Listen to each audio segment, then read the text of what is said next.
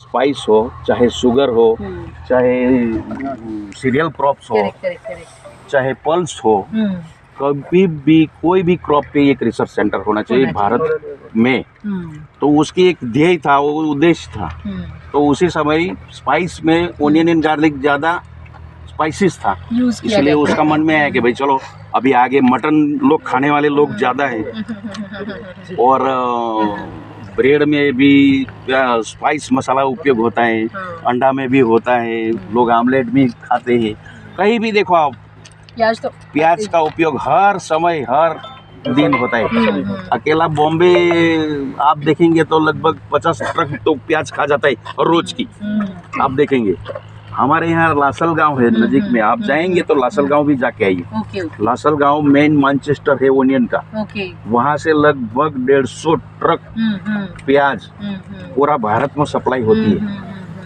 वहाँ पूरी इतनी चाल बड़ी बड़ी है, 150 टन, 200 टन, 400 टन की चाल है बनाई हुई, पूरा इंडिया में सप्लाई करते हैं लोग। तो वही देखिए 1994 में 1994 में ये सेंटर की स्थापना नासिक में हुई थी। लेकिन वहाँ 100 एकड़ जमीन मिली थी हमको, ICAR ने लिया था, लेकिन वहाँ पानी का प्रॉब्लम था, पानी नहीं था। वहाँ का जो खासदार यानी जो विधायक था उसने बहुत कमर तोड़ प्रयास किया, डॉक्टर पवार था। लेकिन क्या हुआ, पानी कोई निश्चित स्कोप नहीं था, इसीलिए तो ये सेंटर पहला इधर चालू कार्यरत था, central potato research institute Shimla, उसका सब स्टेशन था इधर। तो वो बंद पड़ा था क्योंकि क्या है, स्टाफ नहीं था, साइंटिस्ट आने को मांगता नहीं था, उसको इंग्लिश मीडियम स्कूल चाहिए, बच्चों कहाँ पढ़ाएंगे। उसी समय तो वो रूलर था पूरा इधर। पहला जो था ना, आज से 25 साल पहले पूरा गांव था, ये रोड नहीं था, कुछ नहीं था, इधर खाली पगडंडी रास्ता था, ये गेट था। क्योंकि मैं आया था, मुझे पता कि इधर क्या था। ये 10 साल के बाद हर एक स्टेट अथवा हर एक राज्य बदलता है, 10 साल में डेवलप होता है। तो ये 20-25 साल में पूरा ही डेवलप हो गया। तो इस हिसाब से करवा इधर हमारे यहाँ लगभग 25 एक साइंटिस्ट है और टेक्निकल स्टाफ है और क्लास 4 की जगह है, वो मिला के लगभग 75 जैसा स्टाफ है। और यहाँ जो है पोस्ट हार्वेस्ट टेक्नोलॉजी, फिर रिसर्च सेंटर, फिर बायो प्रोडक्ट, ओनियन में से बायो प्रोडक्ट कौन सी होती है वही एक विभाग है हमारे यहाँ। क्रॉप प्रोटेक्शन का एक विभाग है, कौन सी दवाएं, कौन सी इंसेक्टिसाइड, कौन सी पेस्टिसाइड, वो किसानों को यहाँ ट्रेनिंग देते हैं, ये होता है। तो हमारे सेंटर में आप देखेंगे तो पूरी 10 वेराइटी निकाली है। वो 10 वेराइटी में इसमें 4 वेराइटी ऐसी है कि जो खरीफ में होती है। अच्छा। आप खरीफ में लगाए तो खरीफ में होगी, आप रबी में लगाएंगे तो रबी में होगी, नहीं उसका कांदा नहीं बनेगा, वो खरीफ में बनेगा। लेकिन खरीफ का एक ऐसा प्रभाव है, खरीफ की प्याज आप लगाएंगे तो आपको लॉटरी टाइप है। आप जून महीना में लगाएंगे, निकलेगी दिवाली पे निकलेगी, तो किसानों को क्या है उसी समय 50-53 रुपये भाव मिलता है। तो वही एक कैश क्रॉप तरीके आप कल्टीवेशन कर सकते हैं। ये बीमा शक्ति का, ये बीमा शक्ति नहीं, बीमा सुपर करके ही।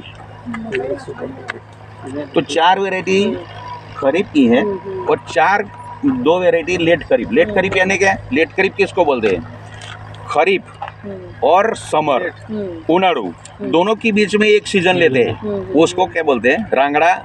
इधर मराठी लोग क्या बोलते हैं, गरवा कांदा बोलते हैं, अपन क्या बोलते हैं, लेट खरीफ। इंग्लिश वाले लोग क्या बोलते हैं, लेट खरीफ। लेट खरीफ यानी खरीफ के बाद जो लेट खरीफ, जो बारिश चली जाती है उसके बाद जो कल्टीवेशन होता है उसको लेट खरीफ। और तीसरी सीजन एक है, वो है उनाड़ू सीजन। वो होती है जनवरी-फरवरी में, उसकी नर्सरी डालने का, और फरवरी-मार्च में उसको कल्टीवेशन को उसको हार्वेस्टिंग करते हैं, उसको दिसंबर में लगा देते हैं। ऐसा है। अभी ओनियन एंड गार्लिक का crop is equal to same crop है, तो उसमें कोई ये नहीं है। उसका जो अंतर है 15 बाई 10 सेंटीमीटर, उसको लगाने का तरीका जो है, onion is equal to garlic, दोनों सरीका है। उसकी दवाएं भी है, उसकी पेस्टिसाइड इंसेक्टिसाइड है, वो भी सब इक्वल है। उसको कोई नहीं है। तो ये हमारे सामने ये है Organic बीमा है। किरण ये ऑर्गेनिक नहीं है, अभी ऑर्गेनिक तो है ही नहीं शक्ति ना। भाई। अभी तो क्या ही शहर में बोले। बीमा लाइट ट्रेड अभी जो खरीफ सीजन की जो वेराइटी है इसमें है बीमा सुपर, बीमा रेड, बीमा राज और बीमा डार्क रेड, ओके ये 4 वेराइटी। और लेट खरीफ की जो वेराइटी है इसमें बीमा शक्ति और बीमा किरण ओके, ये वाली लेट खरीद ये लेट मतलब ये अगस्त वगैरह में लगाएंगे। लगा सकते हैं। हाँ, तो उसका उत्पादन भी अच्छा आता है, पर हेक्टर लगभग 35 से 40 टन उत्पादन उसका मिल जाता है आपको जैसे किसान को। खरीफ का है वैसे ही लेट खरीफ का भी। हाँ, और ये अभी 2 महीने की प्याज हो गई है। अभी उसको कितना दिन लगेगा? 2 महीने 60 दिन, और दूसरा 3 महीना लगेगा हाँ। उसको, हाँ। तब उसकी पूरी नेक गिर जाएगी, अच्छा। नीचे कांदा बनेगा। आपको पता चल गया भौतिक स्थिति कैसी है उसकी, तुरंत पता चलेगा कि उसकी नेक गिर गई है, अभी उसको निकालने लायक मैच्योरिटी पे आ गई है, निकाल लो। निकालने के बाद 2 दिन रहने देने का, तीसरे दिन उसको नेक कटिंग करने का, नेक कटिंग करने के बाद उसको छाया में सुखा देने का, और सुखाने के बाद उसको स्टोरेज करने का। अगर स्टोरेज करना है तो कर सकते हैं, अगर आपको भाव अच्छा मिलेगा तो आप मार्केटिंग भी कर सकते हैं। विदिन 1 वीक मार्केट करना है, मार्केट करना है हार्वेस्ट के बाद। हार्वेस्ट के बाद। तो ये फर्टिलाइजर ये हाँ, फर्टिलाइजर में इसमें है खरीफ के लिए 100 किलो नाइट्रोजन, 50 किलो फॉस्फोरस ने 50 kilo potash per hectare. Per hectare. NPK 100 kilo nitrogen, 100 50 kilo phosphorus और 50 किलो पोटास, 150-50। अभी खरीफ में और लेट खरीफ में सेम डोज, ओके और उनाड़ू सीजन में 120 kilo nitrogen, okay 40 kilo phosphorus और 60 किलो पोटास।